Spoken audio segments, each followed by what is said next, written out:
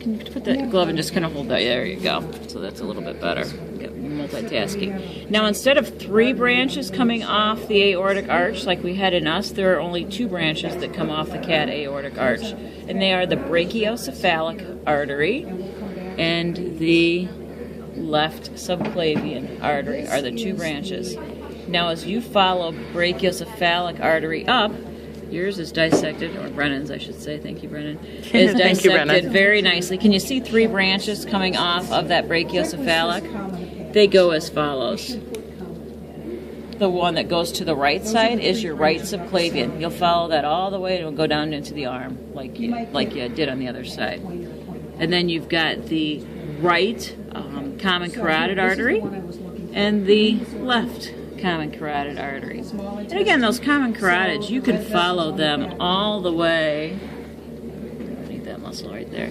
You can follow them all the way up into your neck. They're going to run on either side of the trachea up there, so you could follow those all the way so they could up. Be tagged. They could be tagged. They're probably going to be tagged up here a little bit more. You're used to finding enough holes up there. I think that's pretty typical where we tag them, is up by the neck.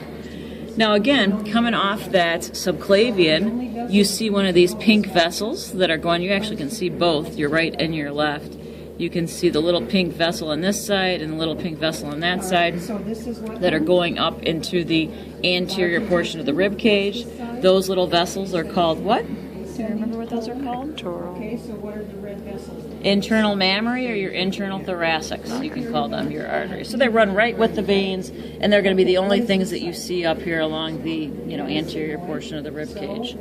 Once your internal thoracic or mammaries come off, now I'm going to continue to follow, and you got a little bit of a, what's that little lump that you see right there? Yeah, it's one of the cervical lymph nodes. So we really can't get rid of it, but it's kind of in our way. So as soon as you see that internal mammary artery come off, now we need to search for our vertebral artery. And they come off right next to one another. Let's get that fat out of the way. Can you see that short artery right there that's coming down? Look what it's running next to. It's running right next to your vertebral vein. Again, looks exactly the same. What's the name of that vessel right there then? That would be a vertebral artery. So your vertebral artery comes off directly opposite of your internal mammary, and it's going to go straight down towards the vertebral column. And it's going to be right near where that vertebral vein is. So if you happen to be lucky and have injection on both, you shouldn't miss that one. And it's short, kind of difficult to see, as compared to the rest of the vessels. Now we're going to follow left subclavian all the way through the rib cage. So here's my rib right here. As soon as that vessel breaks through the rib cage, okay, you're good there. As soon as that vessel breaks through the rib cage, subclavian ends, and now we're going to tag the vessel in the armpit as the axillary. So there's your axillary artery. We're going to follow axillary artery, and we should see a pink tube coming off right someplace near. Good on top? There it is right here, sorry. We can see the pink tube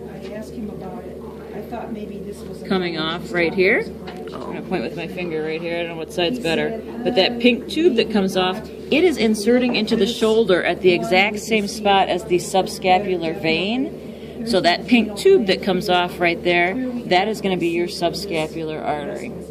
As soon as subscapular artery comes off, and as soon as you see this red vessel, what was the name of that again? The red vessel that's going to supply oxygenated blood to the pecs? Mammary. This is going to actually be long thoracic. Remember, long thoracic is going to be outside the body cavity. Internal thoracic or internal mammary will be inside. So as soon as this long thoracic vessel comes off and you see your subscapular artery come off, the rest of that in the arm is going to be the brachial artery.